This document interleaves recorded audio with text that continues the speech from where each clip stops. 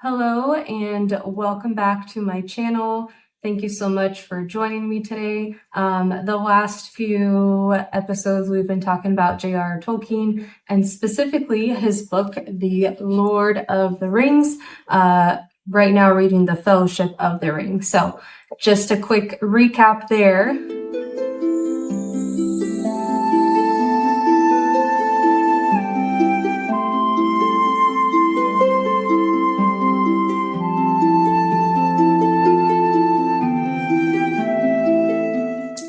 And so I wanted to catch you guys up. I am reading a new book. Again, reference from a previous video. This book is by C.S. Lewis, my other favorite author. Him and J.R.R. Tolkien are definitely my favorites. But this one is called Till We Have Faces. I have read virtually every C.S. Lewis book aside from just a few, and this was one of the ones that I haven't read. And it's basically, C.S. Lewis was very much into Greek mythology and all that. And so this one is the myth of Cupid and Psyche rediscovered. And so it has been an interesting read. It's different from his usual style, but obviously he's written a lot of, because this is fiction. And obviously a lot of his fiction books have been more for children, such as Narnia, the Narnia series. But yeah, the original myth was told in 2nd century AD by a Roman named Lucius. And so C.S. Lewis went and kind of rewrote it. And there's definitely a lot of allegory in this book, kind of hinting at other things that he's done in the past. I don't want to spoil it. And it definitely has a darker twist on it as well.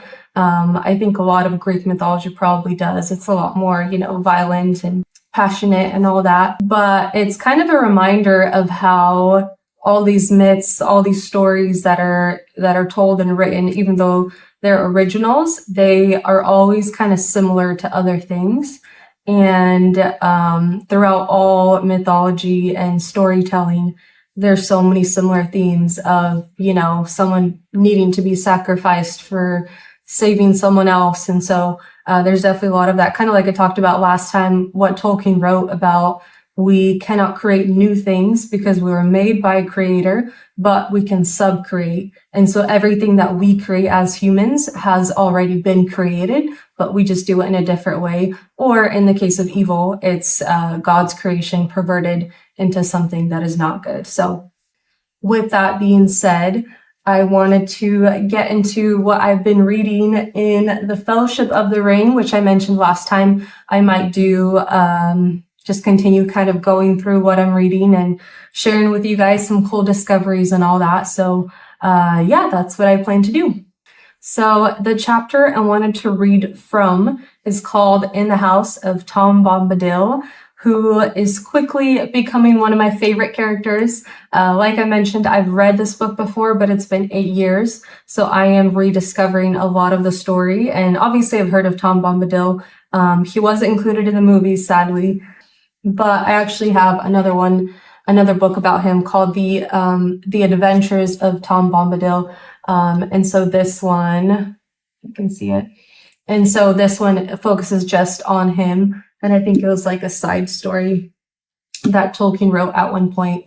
But yeah, this chapter is where the 4 hobbits meet Tom Bombadil in a time that is crucial for help, and he comes to their aid just in time. And so I just wanted to read a couple passages that I found really cool and just share my thoughts on it. So basically these hobbits are staying in his home with him and his lovely wife. And you can just tell, obviously, by Tolkien's phrasing and what he writes, but they are just getting very refreshed and, hope reignited for the journey and all that. Even though they're not super far into it, they've already experienced a lot of stress, a lot of danger. And so they just get refreshed in this time at Tom's house. And he's a very interesting character. Like I said, quickly becoming one of my favorite characters.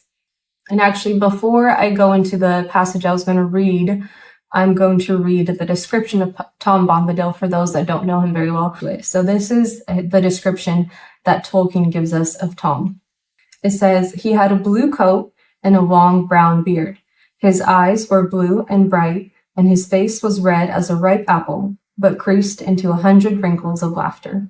In his hands he carried on a large leaf, as on a tray, of a small pile of white water lilies. So you can just tell he's this jolly character and just seems very genuine and kind from the start. And then let me get into the passage I wanted to read. So this is after they've stayed in their house for some time, and this is talking about Frodo. Whether the morning and evening of one day or of many days had passed, Frodo could not tell. He did not feel either hungry or tired, only filled with wonder. The stars shone through the window, and the silence of the heavens seemed to be around him. He spoke at last out of his wonder and a sudden fear of that silence. "Who are you, master?" he asked.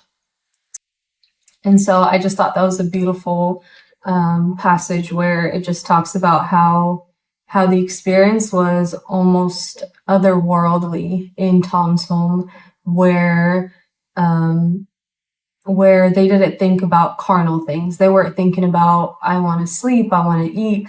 And as you read more of it, you can see it's just this like otherworldly experience. And they're just eating up every word that Tom tells them, and you know, spending time being cared for by his wife, and she's very lovely and kind to them, and they're just the best hosts. And so I just thought that was a sweet passage, and also kind of gives us some insight into who this sort of man is, even though I'm still trying to figure that out.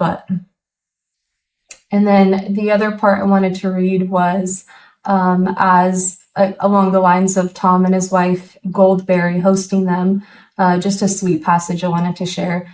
So it says, "Quickly he returned, bearing a large and laden tray. Then Tom and Goldberry set the table, and the hobbits sat half in wonder and half in laughter. So fair was the grace of Goldberry, and so merry and odd the caperings of Tom. Yet in some fashion they seemed to weave a single dance, neither hindering the other, in and out of the room and round about the table. And with great speed food and vessels and lights were set. The boards blazed with candles white and yellow. Tom bowed to his guests. 'Supper is ready,' said Goldberry. And now the hobbit saw that she was clothed all in silver, with a white girdle, and her shoes were like fish's mail. But Tom was all in clean blue, blue as rain-washed forget-me-nots, and he had green stockings." So I just really liked that part, and I thought it was very sweet.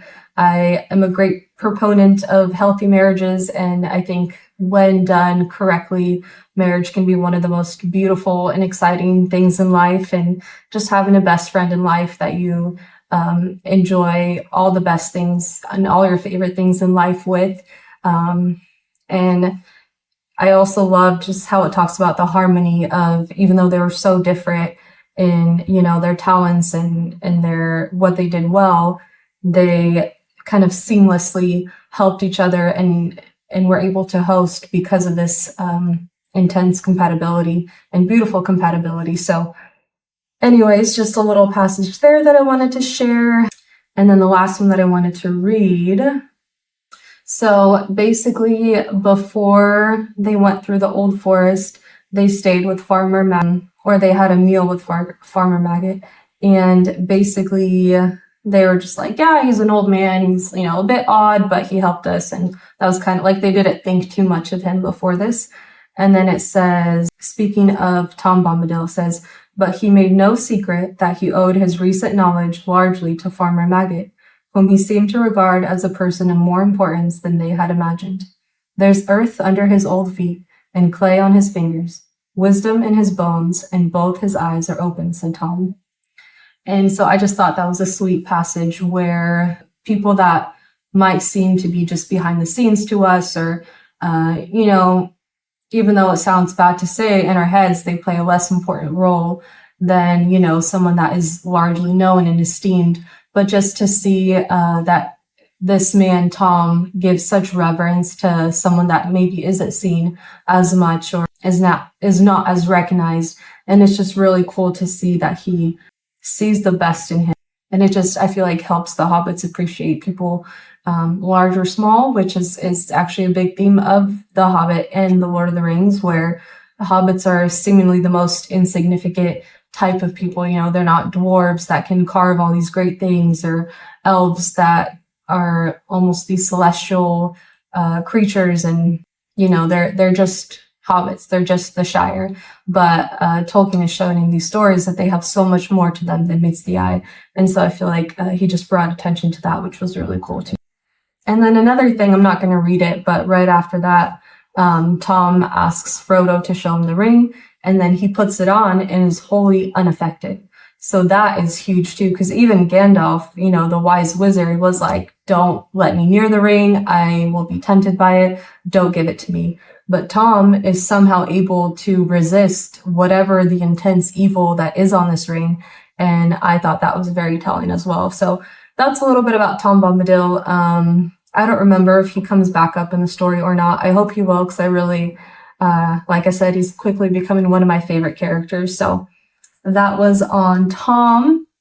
And then just one more thing that I wanted to mention that I kind of noticed as a general theme is that the further that the hobbits kind of stray from their home and from what they know, and they see the world more, which again, hobbits, like I talked about in my last video, are not known to do that. Hobbits are very enclosed in their safe space. But the more that they get out and see the world and see different types of creatures and, you know, species, and their character is getting shaped in a really good way, I'd say.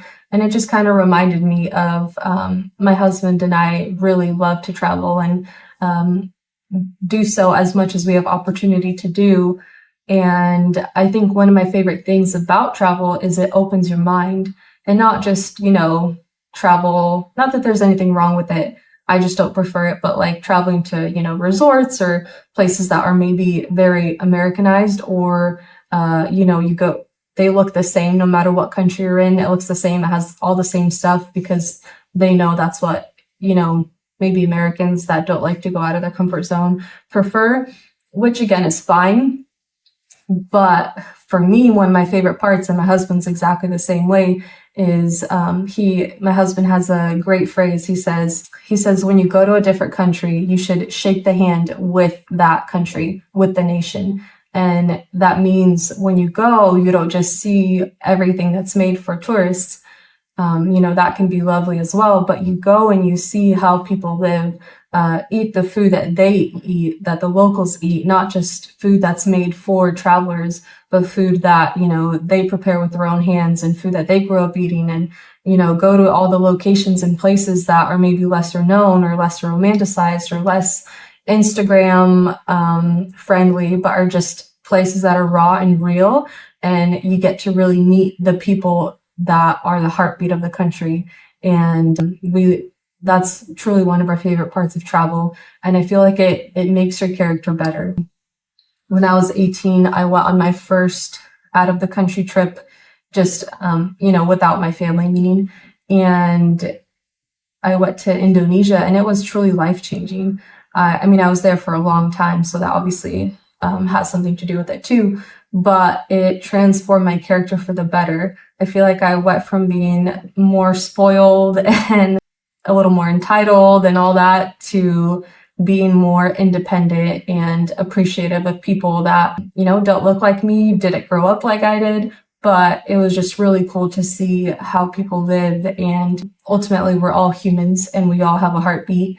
And I think it just helps you to have compassion on people and on different situations. So anyways, I think we'll see more and more of that as I read more of the Fellowship of the Ring, which I'm excited for.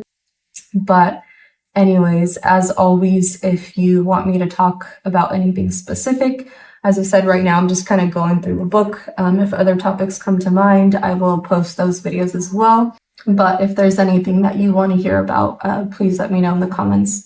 Thank you so much for sticking with me through this video, and I hope you enjoy.